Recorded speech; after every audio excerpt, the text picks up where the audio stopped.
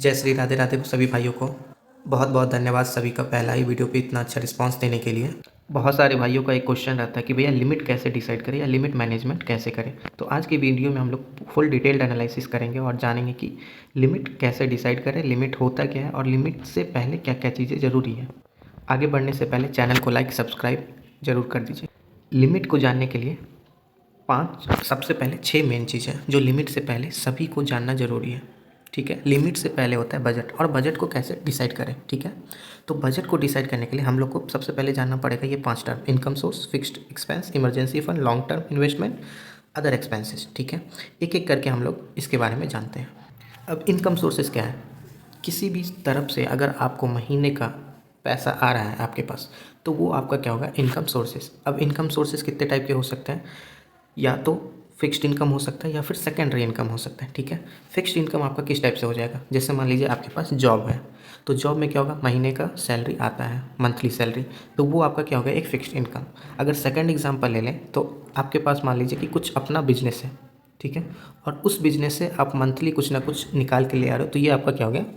Primary source of income. ठीक है, तीसरा इसी में दूसरा टाइप का है secondary source of income. Secondary source of income हम किसको बोल सकते हैं? जैसे अब किसी का यूट्यूब चैनल है, टेलीग्राम है, या फिर फेसबुक है, इंस्टा है, ट्विटर है, उस पर बहुत सारे सब्सक्राइबर हैं, उनको पोस्ट करने से बहुत सारे पैसे आते हैं, तो वो क्या हो गया? उनका सेकेंडरी सोर्स ऑफ इनकम। ठीक है, इसी में अब जैसे मान लेते हैं किसी का भाई घर ही है टीयर 1 टीयर 2 सिटी में, और उस घर से या बिल्डिंग से उनको बहुत सारा रेंट आ रहा, तो ये क्या हो गया? Secondary source of income.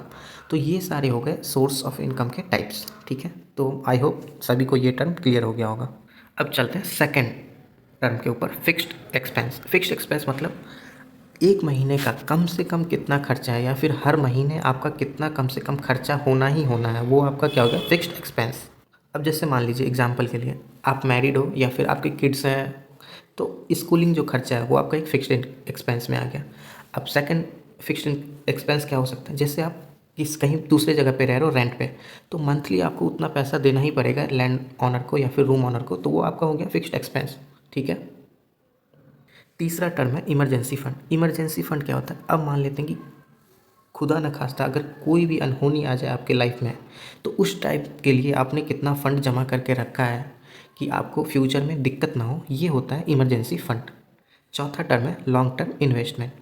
अब हर एक आदमी का कुछ ना कुछ सोच होता है कि भाई मैं अगर फ्यूचर देख रहा हूँ आज से 10 साल आगे, 15 साल आगे, 20 साल आगे, तो मुझे इतने लेवल से ग्रो करना है, और उस चीज़ को ग्रो होने के लिए सब लोग अपना लॉन्ग टर्म इन्वेस्टमेंट करते हैं। ये अलग अलग टाइप का सबका हो सकता है। ठीक है, पर्सन टू पर्सन डिपेंड करता है। जैसे मान लेते हैं कोई म्यूचुअल फंड में इन्वेस्ट करता है, कोई स्टॉक्स में इन्वेस्ट करता है, या फिर कोई क्रिप्टो में इन्वेस्ट करता है, सबका अपना अपना। कोई गोल्ड में इन्वेस्ट करता है, कोई लैंड में इन्वेस्ट करता है, कोई फ्लैट में इन्वेस्ट करता है। तो ये एक लॉन्ग टर्म इन्वेस्टमेंट का एग्जाम्पल हो गया।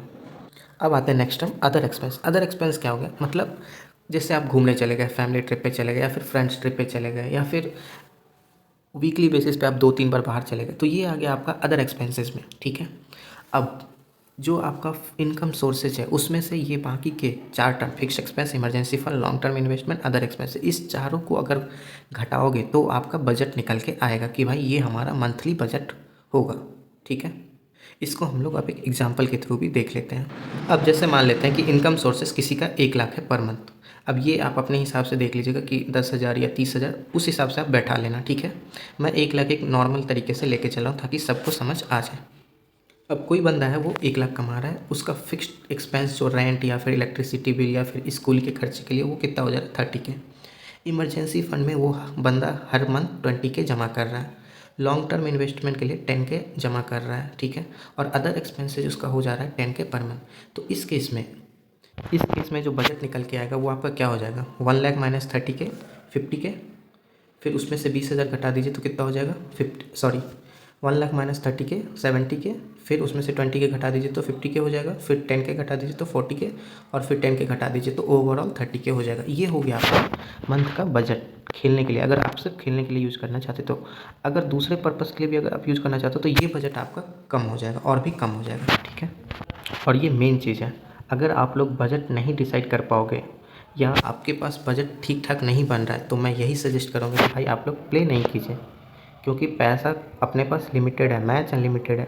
जितना कम से कम हो लॉस करने का ट्राई कीजिए। ठीक है, इस वीडियो को ज़्यादा लंबा नहीं करूँगा, बजट इस वीडियो में सिर्फ बजट ही कवर करेंगे और नेक्स्ट वीडियो में हम लोग लाएंगे अब बजट के बाद लिमिट कैसे डिसाइड करें, क्यों ज़रूरी होता है लिमिट और कितने पार्ट में डिवाइड करने से वो सही रहेगा। ठीक है दोस्तों, तो अगर आपको ये वीडियो अच्छा लगे तो वीडियो को लाइक कीजिए, सब्सक्राइब कीजिए और ज़्यादा से ज़्यादा अपने दोस्तों के साथ शेयर कीजिए। Thank you, bye.